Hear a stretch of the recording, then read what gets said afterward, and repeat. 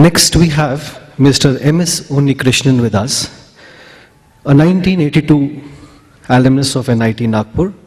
He did his advanced management program from Harvard Business School. As we all know, he is the current managing director and CEO of Thermax Group. Mr. Unnikrishnan is also chairman of CII's National Committee, member of Development Council constituted by the Ministry of Heavy Industries, member of the Apex Council to encourage industrial research and nurture talent. He also co-chairs the National Committee for Capital Goods of FICCI, and he is also known for strategic and human relations skills and is a champion of green technologies. So just the right platform, and we are all lucky to have him with us. Can I request Mr. Unnikrishnan to take the podium, please? Honorable Dr. Chidambaram, Principal Scientific Advisor to the Government of India, and also Guru to me, mentor to me also, I should say that. His Excellency, Ambassador of India to United Arab Emirates, Mr. Lokesh, Dr. Appukutan, Principal and Director, because for me it is more Principal and now it's a Director for REC or NIT MA, Maranasad. Mr. Jaws, the President of Alumni Group over here, NIT Alumni Group. It's a proud pleasure for somebody like me to be standing in front of you and talking on an occasion of the sort, because it's a double whammy for me. I'm an NIT, and so an alumni group get-together of NIT is something like a homecoming for me. Second is I've spent 5 years of my life in this part of the world, in UAE, working in Dubai and Sharjah, quite some time back. So when you invited me to come over here, I thought, okay, why won't I? Certainly I will want to come. And I'll want to partake in this. Because both NIT and UAE has played some major role in my life. First is I was a lungi-wearing Mallu. I became a pan-wearing Indian in Nagpur, at REC Nagpur. Let me explain to you what does it mean. Doctor tried to elicit very well, and I'm sure Dr. Appukutan is going to be talking further about it. Or maybe Ambassador also mentioned about it, that how we created RECs in the country. The purpose was possibly creating the technological institutes needed for the country as a foundation for it. But there was something more. Of the 100 seats available in REC those days, 50% of the seats were reserved for the local state, and the balance 50 was for the rest of the states. That's why a Mallu went to Nagpur all the way. From a feudal family, a rural family of Kerala, reaching to the place like Nagpur with a absolute focus that only everything happens in Kerala only, nothing outside that. I learned that there is not Onam and maybe Vishu, there is something more in Ganesh Chaturthi, to maybe a Pongal, to maybe a Baishagi equivalent of that. And national integration also intended to be. So the chap who went to the Nagpur REC came out becoming an Indian. And I'm a true Indian, I'm a proud Indian. And I'm sure that's why I do work very closely with people like Dr. Chidambaram. I had an opportunity to come to this place in 1992 with that pride of being an Indian. But then I recognized that all human beings are the same. And there has got to be pan-nationalism beyond your nationality. I became a suit-wearing international citizen living in this part of the world for 5 years. And I went back to India with that kind of a mindset. So that's why I did mention about that. That has got a very, very important stage for me to be coming and talking to all of you. Now coming back to making all of you listen to me at this point of time. Normally in India, we don't choose this time for speeches, because the best time for a human being is Brahma Muhurta. That's at 3:30 in the morning. That's where Dr. Chidambaram equivalent people will be thinking and emancipating themselves. The worst time in the day is 3:30 in the afternoon. Yeah, because body is on a low energy cycle. Unless you have second adrenaline pumping going to happen, it's not going to be an easy task. Which reminds me of something when I won some elocution competition in my primary school days, 7 or 8 or so, I don't remember. I was sent in for a coaching for elocution. And I remember my coach telling me about that. There are 3 things which are going to be very difficult in life, please remember. One is that as a youngster, as your muscles build up, imagine that you see a very vertical, absolutely vertical cliff. Just imagine, take yourself back into the time when you were a youngster, maybe say 12, 13 years of age. And when you see a cliff, as a youngster, as a boy, sorry, I'm not a feminist or maybe anti-feminist, but not an MCP, but I'm for a moment talking for a boy. That's what I can remember of. You'll want to climb that mountain. And that's a sense of conquering that you need to be having. Second is when you advance into a teenage, there's a nearby lane girl whom you eye normally. And you want to plant a kiss to her. And he told, there's a third thing also, Third is that you will be coming after a tall speaker, not tall, the normal one, Himalaya of a speaker, and getting the attention of the people and not to make them sleep. So these are three difficult things that will be, finding it very, very difficult to achieve in life. The first two of them I have achieved. But little of my wife is sitting there. Don't ask me who it was in Kerala. I'm sure that's a little of bruises to me. I would have managed the first one, as 2-1. Third, I'm attempting to do after Dr. Chidambaram's speech, where it was more like, I have met up with him multiple times. The first time I went was to him for a solar project to be sanctioned from the central government. And I went with a solar thermal project. And he gave me an appointment of 20 minutes. And I took more than 2.5 hours in his room. And I came out from his room, then only I realized this gentleman is so tech savvy, he's on the cutting edge. He showed me the concentrated photovoltaic which he was talking about. I learned from him. And I went back and signed up with Harmonics of America for a collaboration. Learned from him. And again, another time I went to him for setting up a 5 megawatt power plant for gasification. And he chided at me and telling me, why are you guys talking about the 5 megawatt and all? I talk about something big only, a couple of $100 million equivalent of a size. So I had very personal experience. So that's why possibly I mentioned about that. His knowledge is an ocean. After that, to speak to all of you. So I'm going to move away from engineering. So I'm going to give you an experience of what is very similar to, after attending one of the electrical engineering classes in your NITs, if you remember in the second year, so much of offloaded knowledge coming to you. And what you want is then to go and gossip in the canteen. So what we're going to have is like a canteen experience in the REC after Dr. Chidambaram's speech from my side. Okay, let me tell you what I promised Pradeep that I will talk about is India's challenges and opportunities going forward. I will not be able to do justice to this particular thing unless I talk about the history of India. I don't know how many of you do remember that our country contributed to approximately between 30 to 35% of the global GDP for a continued period of 1,600 years. Do you believe that? Between BC 300 to an AD 1450, in the recorded history of the world, your country has contributed to between 30 to 35% of the GDP, global GDP contribution. And China was a distant at 20%. Entire Europe put together, it was approximately 15 to 18%. There was nothing known as America that existed till such time America Vespucci went and discovered it much later than that. That's a reality. And we belong to that particular DNA of that particular country, which contributed so much to the world. Then why did it happen to us today that by around 2007, we were at 3% from the 30%, the decline? There are reasons for it. Starting with the industrialization, which Dr. touched upon. We were bereft and left out of the industrialization. A simple living country. Apart from that, the riches of India were something eyed by the world. So there were a lot of invasions coming from the Khyber Pass. Most of them plundered the wealth of the country, took it away from our country. Some of them lived back over there. Thank God. They lived there and they also contributed to the cross culture, which is a tolerant culture of co-living between religions, was created by the people, the invaders who stayed back, the Mughal Empire, which they created it. They didn't do any harm to India, they only enriched India.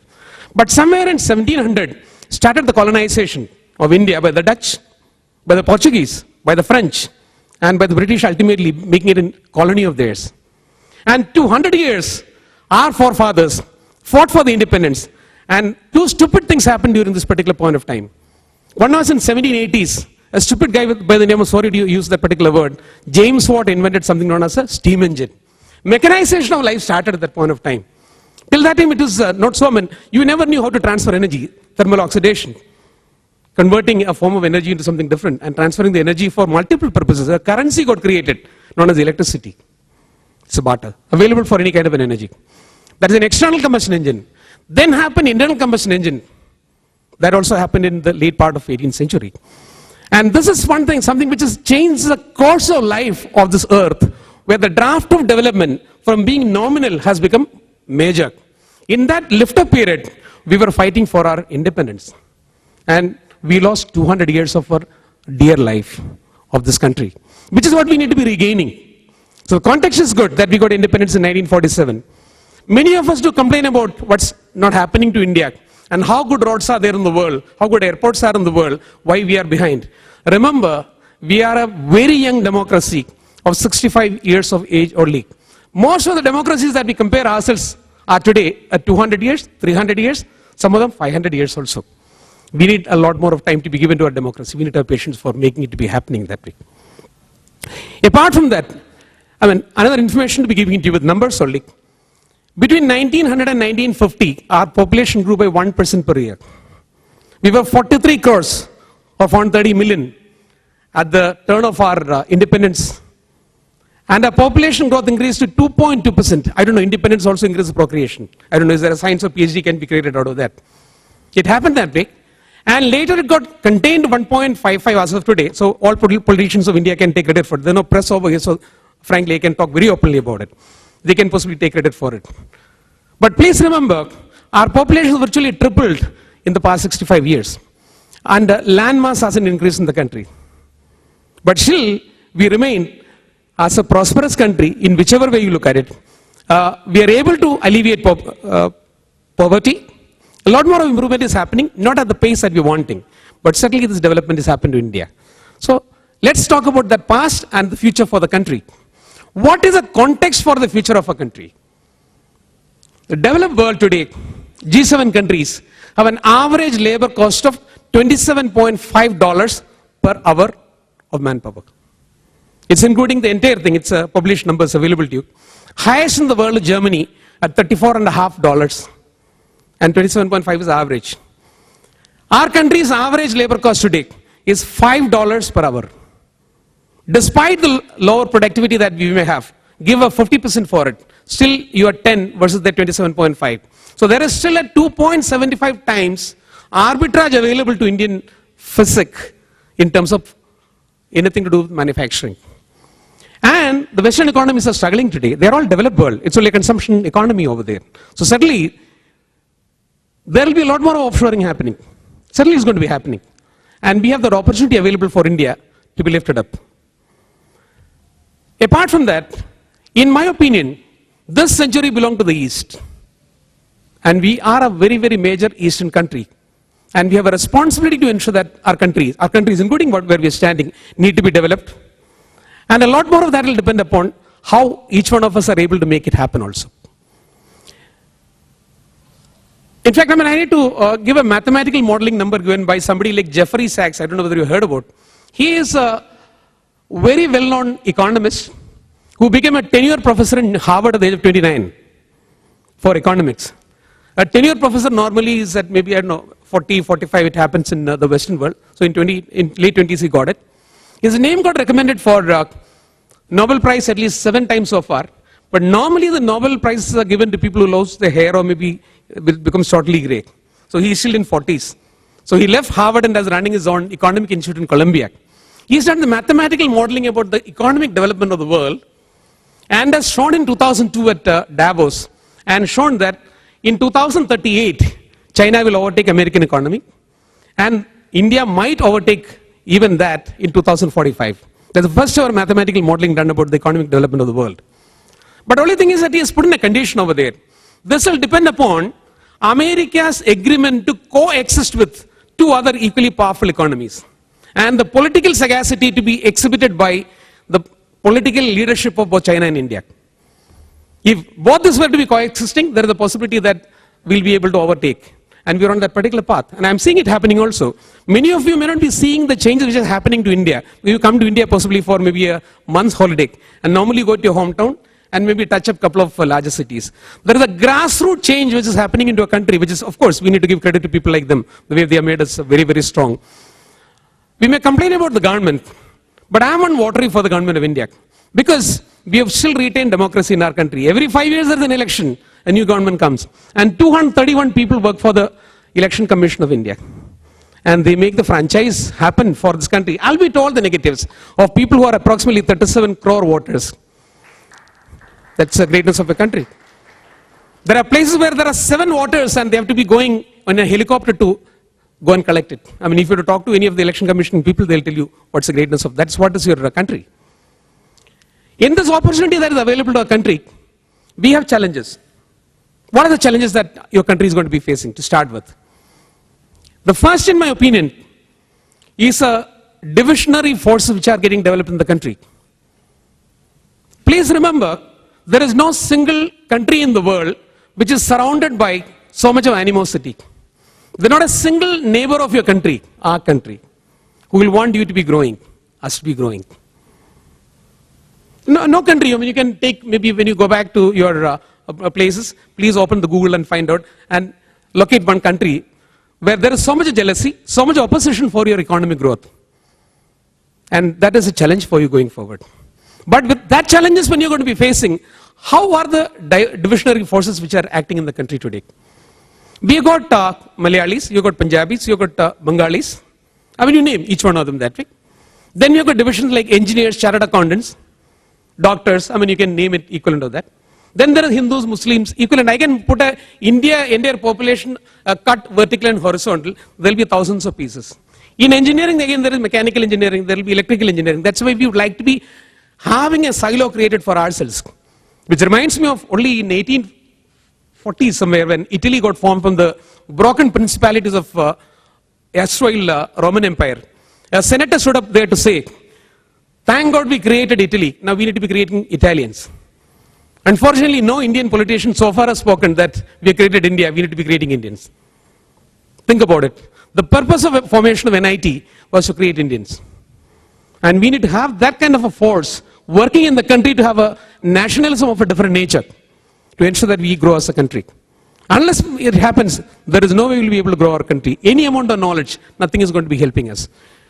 Number one. Second is a pivotal change which is happening in a country, which I don't know whether you're noticing, between the center and the states. We started as an independent country with one party ruling all the states and the center. There's nothing wrong in that one. In 65 years, we have done whatever we could be achieving. But today, there is a sub-nationalism growing in the country. There's nothing wrong in that also. But the politico-democratic powers of the country, whether we have the ability to transfer power from the center to the, devolving the power from center to the states, and what is needed to be done by the center only need to be done by the center. You don't have to be controlling everything. Then the newer population will not listen to you. But most of us have become old. None of the people sitting in the room are maybe ruling India maybe 50 years down the line. We are planning for India's future. Those youngsters will want something different for them locally. So devolution of power, it's a very, very difficult task. And learning to be living like a federal system with a local state run by local parties and a federally run center at the pivotal of the country. It's going to be a tough task. If you're able to transit, India will remain as a single country. If not so, even with patriotism growing and flowing all through my blood, I don't know whether it will happen or can it happen. And third, another very important thing for economic development. Economic development, when they sit in planning commission, decide for India, for every % growth in GDP, in a country like India, the sensitive number is 1:1. For every 1% GDP growth, you could have energy development done by 1%.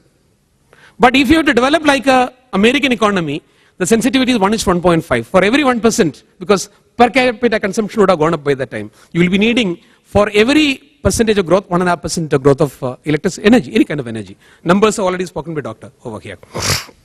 But now let me give you some more numbers.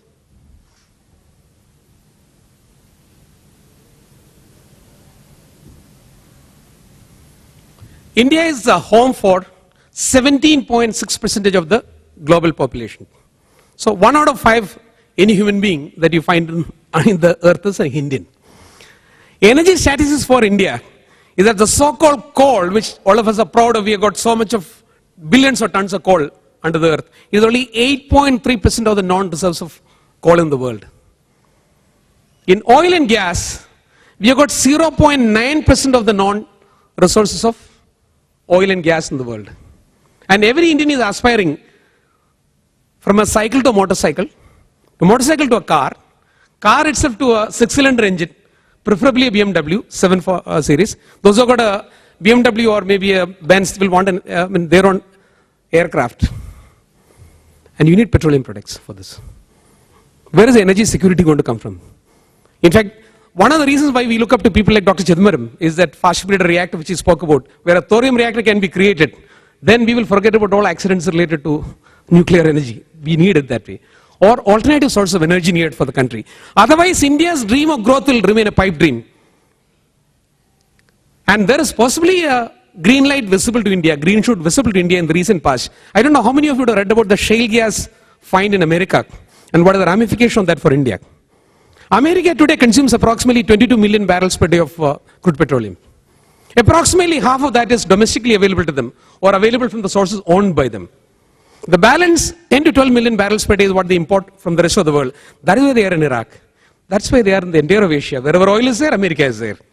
But based on the shale oil and shale gas finding, the way the fracking technology is getting developed, it is possible that by 2020, America can become a net exporter of oil. In any case, they won't use oil. So the entire oil wealth of Middle East is available for India and China to be taking in.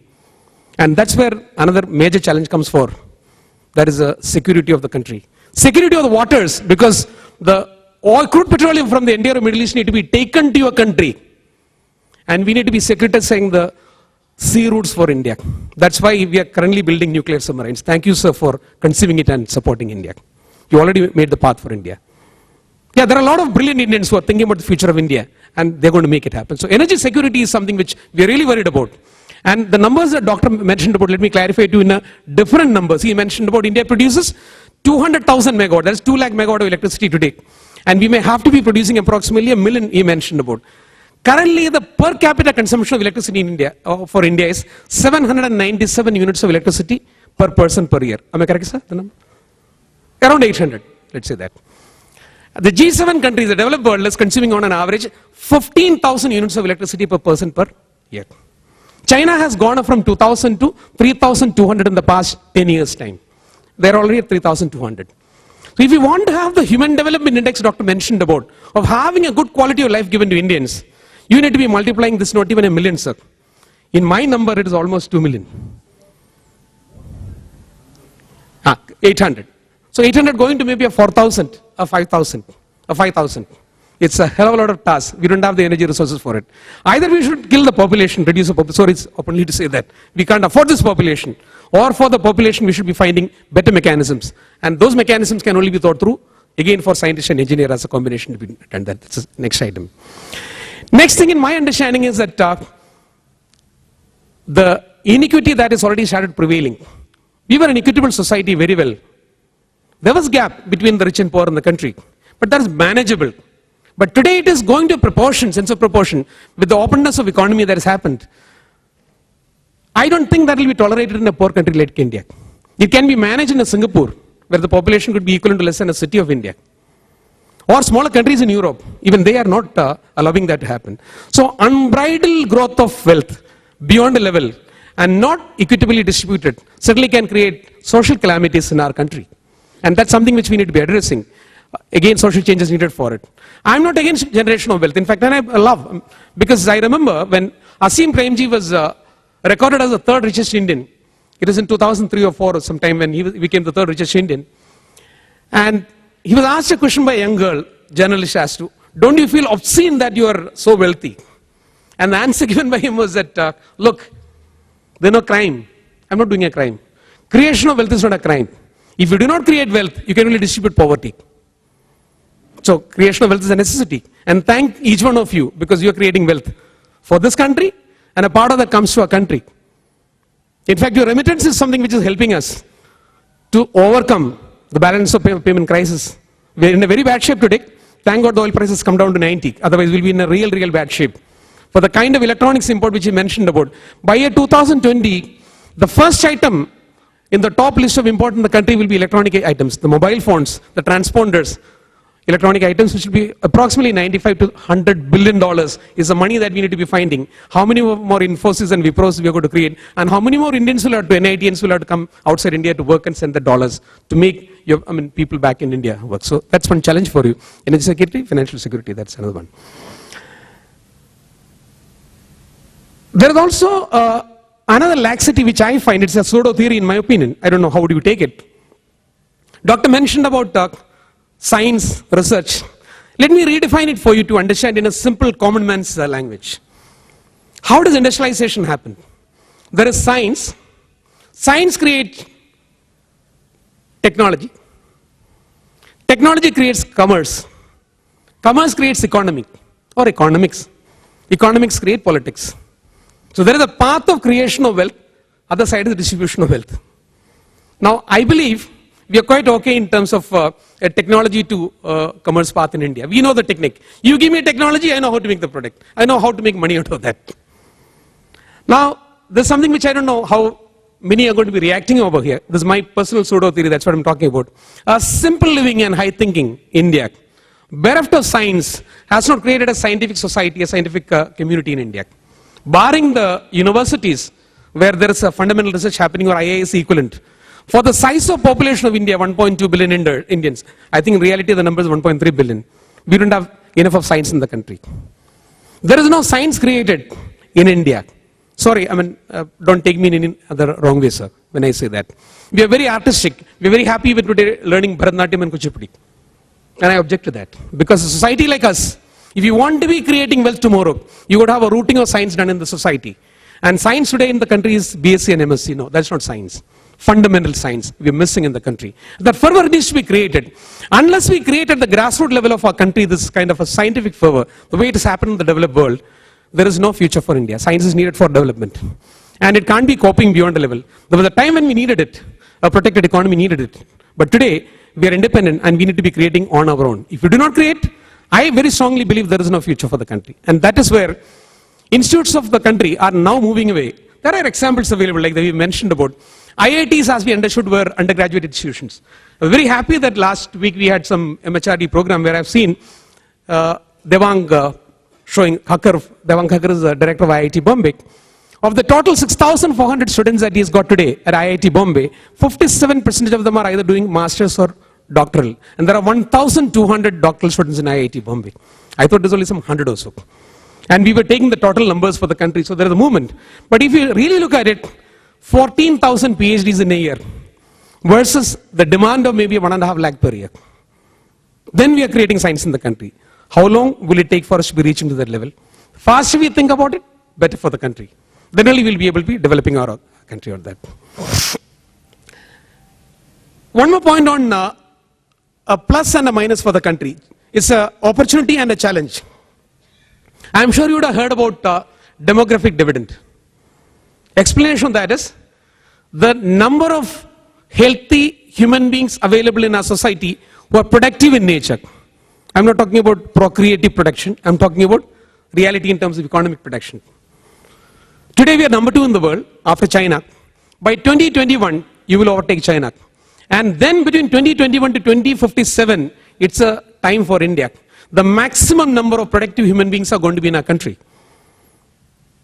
And there are many countries who will be vying to have this kind of a population available. It was a worry earlier, but today it's no more a worry. Provided we are able to skill them, educate them, and make them productive for the country. That will be the biggest calamity. Because if you do not give a good vocation for a human being, a youngster, he becomes a criminal in thinking, and he can be destructive in nature. So we are heading for a greatness for the country or a calamity for the country. And this is what is a kind of problem which is faced by the administrators like them. How do we skill Indians? Just imagine, in the earlier past, on account of the caste system which existed in the country, a carpenter's son was always a carpenter. Grandson was also a carpenter. Great-grandson was also a carpenter. Farmer's son was always a farmer. And 54% of our Indian population are living in villages and are doing similar kind of work in agriculture. And none of them do want to work in the field anymore. And they want to work in the government offices, white collar. So that Chaturvarnya which is created with Manu is not going to be helping Indian society. So how are we going to create, and everybody wants to become an engineer today, or a doctor, BA, BSc. How did we create BA and BSc in this country? Not we. The British system which created the clerks for their dispensation and ruling is a BA and BSc. And 65 years down the line, we are still continuing with that. We got to change that. And we've got institutions available. 21 lakh schools are available in the country, where every Indian student doesn't have to be learning science. He can also learn vocational training. That is something which we need to be doing. But the problem is the mass scale. It's not a small country to make it happen. 11.3 lakh engineers took admission for engineering colleges last year. We don't need so many engineers. And even if they pass out, government record says 18% of them are employable today. Reality. So that skill development, there is a National Skill Development Corporation under the heading of chairmanship of Ramdure already continuing. A lot more is done. But creating that employment in the next 10 years, as per national manufacturing policy, of 100 million jobs, means 10 crore jobs in the next 10 years' time. We are struggling as a country. And if we do not provide job for them, what are they going to do? It's a raw energy, which you normally see in festivals. The raw energy can be converted into a productive energy, usable energy for the country. And if we're able to achieve it, there is no doubt that our country will be the best in the world. Numbers, forget about it. HDA will be great. GDP, forget about it. Fundamentally, will be a great country. Will we make it happen? And can we make it happen? In my opinion, it can be done. But if we do that, excluding people, it's not good for India. We're going to be inclusive. I really like when doctor mentioned about ladies. Yes, 50+ percentage of Indian population even today is ladies. Are they productive in nation building, in GDP creation? Are they? Many of them are. But we are going to ensure that, like any developed world, we include women. Number one, we need to be including every religion. Our strength is being a secular country. We got population. We are melting pot. We got Muslims. We got Christians. We got Sikhs. We got Hindus. We coexisted for centuries. But there is a divisive forces. We should not allow that to be growing in our mind. What we teach our children is very, very important. How to treat others and how to be inclusive in his thinking. And when we give employment, we are going to always look at the people who are at the bottom of the structure.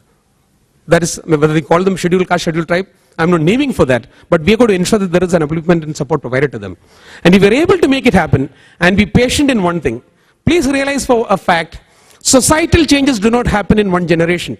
We cannot build a society in one generation. And most of us become our own critics and negative. To say that, no, we are slow in developing. Sorry, we are fast in developing. Because there is no comparison available in the world of having developed a democracy of 1.2 billion people. And it will become maybe 1.5 to 1.6 billion. It is going to be taking. We need to do what we are supposed to do in our lifetime. In the area of influence that you are in, please make the changes. First to yourself and where you can influence.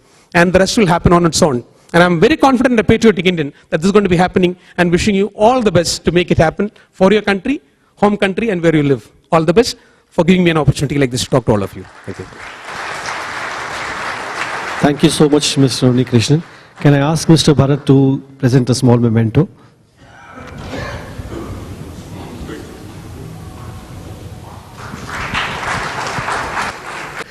One talking about how academics can collaborate with industry to take to the future. The other talking about the opportunities and the challenges that we as Indians face and how we need to overcome that to really make our country ready and be seen as a developed country by 2020. Thank you, Mr. Unnikrishnan. Your speech was quite inspiring.